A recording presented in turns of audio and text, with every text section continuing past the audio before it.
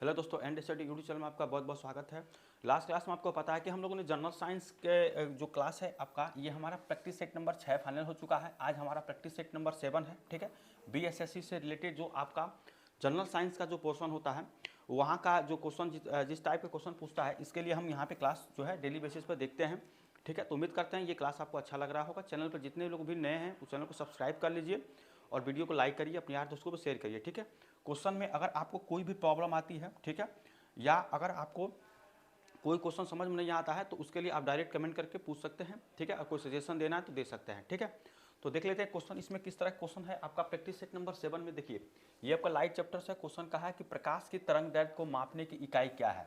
ठीक है, तरंग दैर्ध्य। ठीक है, तो यहाँ पे प्रकाश की जो तरंग दैर्ध्य होती है, इसको किससे जो आपका इकाई होती है मापने के लिए, उसको बोलते हैं एंगस्ट्रॉम। इसको इस तरह से इसका सिंबल होता है। ठीक है, इसको ये होता है एंगस्ट्रॉम। ठीक है, एंगस्ट्रॉम होता है। ठीक है, इसका इस तरह से सिंबल होता है। और एक एंगस्ट्रॉम किसके बराबर होता है, अगर इस तरह से देखें एक एंगस्ट्रॉम, तो ये होता है 10⁻⁻10 मीटर के बराबर होता है। ठीक है, एक एंगस्ट्रॉम 10⁻⁻10 मीटर के बराबर होता है, ये आपका यहाँ पे होता है। ठीक है, एक एंगस्ट्रॉम 10⁻⁻10 मीटर के बराबर होता है, तो इसको भी यहाँ पे याद रखेंगे। तो प्रकाश की तरंग दैर्ध्य को मापने की जो इकाई होती है, ये होती है एंगस्ट्रॉम। ठीक है, ऑप्शन नंबर सी इसका आंसर हो जाएगा। इसके बाद देखिए अगला क्वेश्चन अगला है कि किसी आदर्श द्रव की सांद्रता कितनी होती है। ठीक है, किसी आदर्श द्रव की सांद्रता कितनी होती है, तो आदर्श द्रव की जो सांद्रता होती है आपकी हमेशा 0 होती है। ठीक है, 0 शून्य होती है। ठीक है, इसको याद रखेंगे, ये आपका एग्जाम में डायरेक्ट इस तरह से क्वेश्चन पूछता है। ठीक है, तो यहाँ से मैंने सोचा कि यहाँ से लिक्विड जो आपका फ्लूइड जो आपका चैप्टर होता है, वहाँ से क्वेश्चन ये पूछा गया था, तो मैंने सोचा इसको क्वेश्चन इसमें रख लेते हैं। ठीक है, तो आदर्श द्रव की सांद्रता 0 होती है, ऑप्शन नंबर। देखिए अगला क्वेश्चन आपको यहाँ पे कहा गया है कि एक उड़ते हुए जहाज में निम्न में से कौन सी ऊर्जा होती है। ठीक है, उड़ते हुए जहाज में निम्न में से कौन सी ऊर्जा होती है, तो इसमें दो तरह की ऊर्जा होती है, एक होती है स्थितिज ऊर्जा और गतिज ऊर्जा। ठीक है, तो हम आपको वर्क पावर एनर्जी में बताए थे कि जो आपकी स्थितिज ऊर्जा होती है, ठीक है, स्थितिज ऊर्जा, ये इसका जो मान होता है ये होता है आपका mgh। ठीक है, और एक होता है गतिज ऊर्जा। ठीक है, गतिज ऊर्जा, तो ये आपका जो होता है ये होता है गतिज ऊर्जा का फार्मूला ½mv²। ठीक है, ये होता है, तो ये आपका कहीं ना कहीं एनर्जी का यहाँ पे होता है mgh स्थितिज ऊर्जा, ½mv² गतिज ऊर्जा। ठीक है, तो उड़ते हुए जहाज में जो आपकी ऊर्जा होती है स्थितिज और गतिज दोनों होती है, तो ये हो जाएगा ऑप्शन नंबर सी यहाँ पे हो जाएगा। ठीक है, ऑप्शन नंबर सी स्थितिज ऊर्जा और गतिज ऊर्जा। इसके बाद देखिए नेक्स्ट क्वेश्चन, देखिए नेक्स्ट क्वेश्चन आपको यहाँ पे कहा गया है कि प्रावर्तन के नियम के अनुसार क्या होता है। ठीक है, प्रावर्तन के नियम के अनुसार, तो जब भी किसी सतह पे जो रे आपका जो रिफ्लेक्ट होती है यहाँ पे, ठीक है, तो ये आपका जो होता है ये आपका आपतन कोण होता है और ये आपका क्या होता है प्रावर्तन कोण होता है। ठीक है, इसका ये आप इसको आर से रिप्रेजेंट करते हैं, ये आपका आई से। ठीक है, तो जो ये होता है आपका आपतन कोण। ठीक है, आपतन कोण, और ये आपका प्रावर्तन कोण।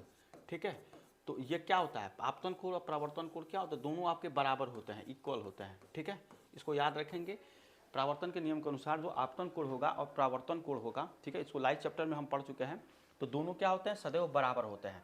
तो अगर आप ऑप्शन नंबर सी में देखें, आपतन कोण प्रावर्तन कोण के सदैव क्या होगा इक्वल होगा, ऑप्शन नंबर सी इसका आंसर हो जाएगा। ठीक है, तो ये आपका क्वेश्चन था यहाँ पे, ये अच्छा क्वेश्चन था आपका।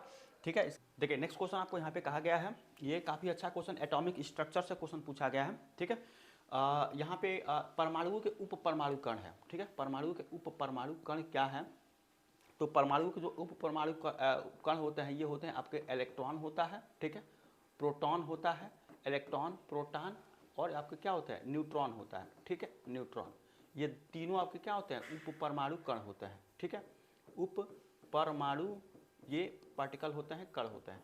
ठीक है, ये हो गया आपका। अब देखिए यहाँ पे अगर आप धन आवेशित, ऋण आवेशित और न्यूट्रल उदासीन अगर आप पढ़े हैं तो आपको पता होगा कि जो इलेक्ट्रॉन होता है ये आपका क्या होता है, ये होता है ऋण आवेशित। ठीक है, ये होता है आपका ऋण आवेशित, नेगेटिव होता है। ठीक है, नेगेटिव। और आपका अगर देखिए ये जो न्यूट्रॉन होता है, ठीक है, ये आपका क्या होता है, ये आपका उदासीन होता है। ठीक है, उदासीन, न्यूट्रॉन उदासीन होता है। प्रोटॉन जो होगा ये आपका क्या होगा, प्रोटॉन ये आपका धनावेशित होता है। ठीक है, धनावेशित। ठीक है, इसको याद रखेंगे, ये आपका धनावेशित होता है और ये आपका ऋण आवेशित होता है। तो इस तरह से आपका होता है, इसको भी याद रखेंगे कि इलेक्ट्रॉन, प्रोटॉन और न्यूट्रॉन ये आपके उपपरमाणु कण होते हैं। इसमें इलेक्ट्रॉन जो होता है ये ऋणावेशित होता है, प्रोटॉन धनावेशित होता है, न्यूट्रॉन क्या होता है ये आपका उदासीन होता है, न्यूट्रल होता है, ठीक है, न्यूट्रल, ठीक है, ये न्यूट्रल होता है। जैसे कि अगर आप यहाँ पे देखते हैं जो आपके नाभिक बनता है यहाँ पे इस तरह से, तो यहाँ पे जो नाभिक होता है इसमें क्या होता है प्रोटॉन और न्यूट्रॉन होते हैं, ठीक है, और इलेक्ट्रॉन इसके ऊपर इस तरह से इर्द गिर्द क्या करते हैं चक्कर लगाते रहते हैं, ठीक है, इसके चक्कर इर्द गिर्द क्या करते हैं चक्कर लगाते रहते हैं। और इसके नाभिक में क्या होता है प्रोटॉन और न्यूट्रॉन होता है। तो ये भी इसका कॉन्सेप्ट था, ठीक है। तो उपपरमाणु कण क्या हो जाएगा प्रोटॉन, इलेक्ट्रॉन तथा न्यूट्रॉन, ये डी ऑप्शन इसका आंसर हो जाएगा, ठीक है, डी ऑप्शन। ये भी अच्छा क्वेश्चन था, ठीक है। एटॉमिक स्ट्रक्चर से इसको इस तरह से याद रखेंगे, काफ़ी अच्छा ये क्वेश्चन था। अगला क्वेश्चन देखिए, नेक्स्ट क्वेश्चन आपको यहाँ पे कहा गया है कि निम्नलिखित में से किसमें स्टेनलेस स्टील में कठोरता आती है, ठीक है, किसमें स्टेनलेस स्टील में कठोरता आती है। तो आपका जो कार्बन होता है, ठीक है, कार्बन इसमें क्या होती है स्टेनलेस स्टील में क्या होती है कठोरता आती है। कार्बन का सिंबल सी से रिप्रेजेंट करते हैं। एटॉमिक नंबर इसका क्या होता है ये 6 होता है, और 12 होता है एटॉमिक वेट, ठीक है, एटॉमिक वेट इसका होता है 12, ठीक है, इसको याद रखेंगे। और ये आपका पी ब्लॉक का एलिमेंट होता है, ठीक है, पी ब्लॉक का ये आपका एलिमेंट है कार्बन। तो क्या होता है स्टेनलेस स्टील में कठोरता आपके कार्बन के कारण यहाँ पे आती है, ठीक है। और स्टील में कितना होता है, अगर स्टील की बात करें तो इसमें 98 पॉइंट यहाँ पे 98.8 क्या होता है इसमें आपके आयरन होता है, ठीक है, आयरन। लोहा इसमें होता है, ठीक है, लोहा इसमें होता है इतना। 0.1% आपका क्या होता है इसमें 0.1% से लेकर 1.5% के करीब में आपका क्या होता है कार्बन होता है, ठीक है, ये होता है इसमें, ठीक है। स्टील में क्या होता है 98.9 यहाँ पे करीब में इसका आयरन होता है, और 0.1 से लेकर 1.5% के बीच में क्या होता है आपका कार्बन होता है, ठीक है।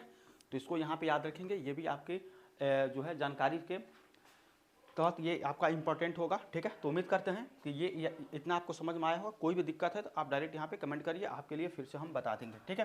तो यहाँ पे कार्बन इसका आंसर हो जाएगा। अगला क्वेश्चन देखिए नेक्स्ट क्वेश्चन है आपका कि इनमें से किस रोग में प्रतिरक्षा प्रणाली कम प्रभावी या नहीं प्रभावित होती है, ठीक है।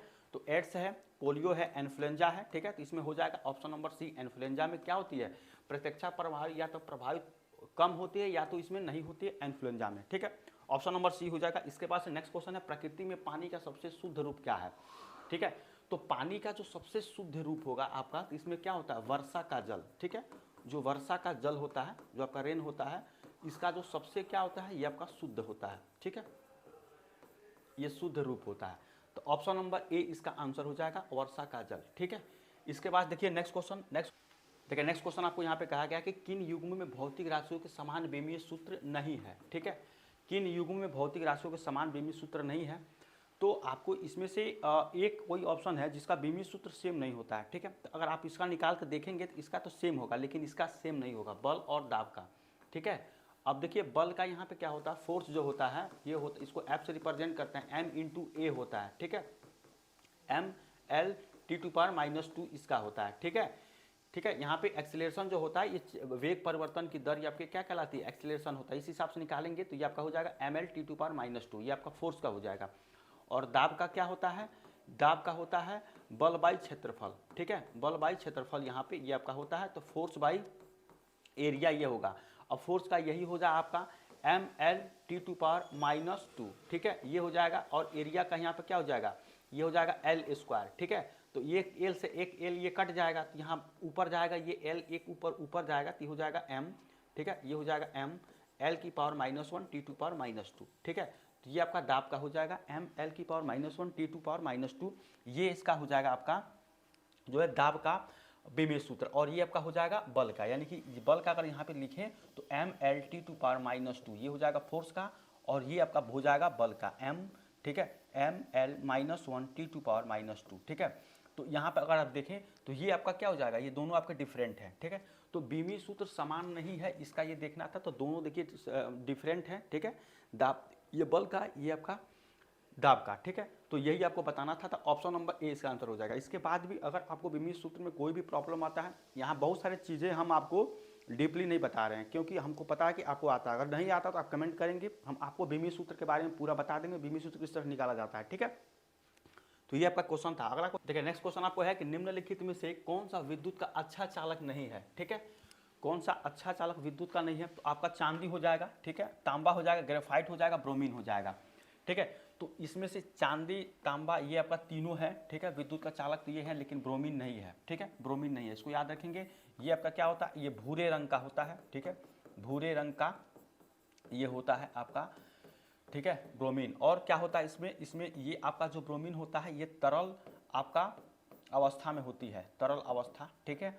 गैसीय अवस्था में ये तुरंत जो है यहाँ पे चेंज हो जाता है, गैसीय अवस्था में, तरल अवस्था में ये पाई जाती है, यहाँ पे क्या ये डायरेक्ट आपके गैसीय अवस्था में ये आपका चेंज हो जाती है। तो इसके बारे में ये था ब्रोमीन के बारे में, ठीक है। तो ये आपको पूछ रहा था कौन सा आपका यहाँ पे अच्छा चालक नहीं है, तो ब्रोमीन हो जाएगा, ऑप्शन नंबर डी इसका आंसर हो जाएगा, ठीक है। इसके बाद देखिए अगला क्वेश्चन कि डाउन सिंड्रोम है, देखिए डाउन सिंड्रोम जो एक होता है ये आनुवंशिक रोग होती है, आनुवंशिक रोग ये होती है डाउन सिंड्रोम, ठीक है। कल के क्लास में हम एक जो है ब्लू बेबी सिंड्रोम के बारे में आपको बताए थे कि वो कहाँ होती है, तो शिशुओं में होती है। और जो आपका जो रोग होती है ब्लू बेबी सिंड्रोम, वो उसमें क्या होता है, शिशुओं के जो त्वचा है उसमें नीलापन आ जाता है, ठीक है। देखिए अगला क्वेश्चन आपका है कि शरीर का सबसे कठोर भाग कौन है, ठीक है। तो सबसे कठोर भाग कई बार हम देख चुके हैं, हमारे जो दांत का जो होता है, ठीक है, कठोर भाग उसको बोलते हैं इनामेल, ठीक है, इनामेल कहते हैं उसको, ऑप्शन नंबर बी आंसर हो जाएगा, सबसे कठोर भाग इनामेल होता है, ठीक है। ठीक है, नेक्स्ट क्वेश्चन है आपका यहाँ पे कि निम्न में से कौन सा युग्म सही मिलान नहीं है, ठीक है, सही मिलान। तो यहाँ पे देखिए दिया गया है कि B1, यहाँ पे ये हो जाएगा B1, ये हो जाएगा आपका B3, ठीक है, इसको यहाँ पर सुधार दीजिएगा B1 B3।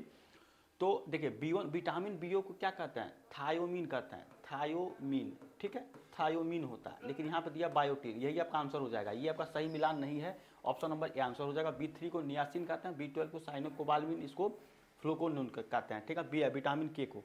तो जो आपका सही मिलान नहीं है ये हो जाएगा आपका option number A, vitamin B1 को बायोटीन कहते हैं, ये आपका नहीं होगा, थायोमीन इसको कहते हैं, ठीक है, इसका साइंटिफिक नेम होता है। अगला देखिए अगला क्वेश्चन है आपका यहाँ पे कि निम्नलिखित में से कौन सी कोशिका मानव शरीर की सबसे लंबी कोशिका होती है, ठीक है। तो ये क्या होती है, तंत्रिका कोशिका, ठीक है, तंत्रिका कोशिका जो होती है ये मानव शरीर की सबसे क्या होती है, सबसे लंबी कोशिका होती है, ऑप्शन नंबर ए इसका आंसर हो जाएगा, ठीक है। तो ये था हमारा आज का क्लास, उम्मीद करते हैं आपको आज का क्लास अच्छा लगा। अगर अच्छा लगा चैनल को सब्सक्राइब करिए, वीडियो को लाइक करिए, अपने यार दोस्तों को भी शेयर करिए, ठीक है। अगर आपको क्वेश्चन में कोई भी डाउट है, कोई भी कॉन्सेप्ट समझ में नहीं आया है, कहीं से भी कोई भी कॉन्सेप्ट आप जानना चाहते हैं, उसके लिए भी आप यहाँ पर डायरेक्ट कमेंट कर सकते हैं, आपके लिए अलग से क्लास हम वहाँ से जो है ले लेंगे और आपको जो भी आपका डाउट है उसको पूरा कर देंगे, ठीक है। तो मिलते हैं नेक्स्ट क्लास में, तब तक थैंक यू सो मच।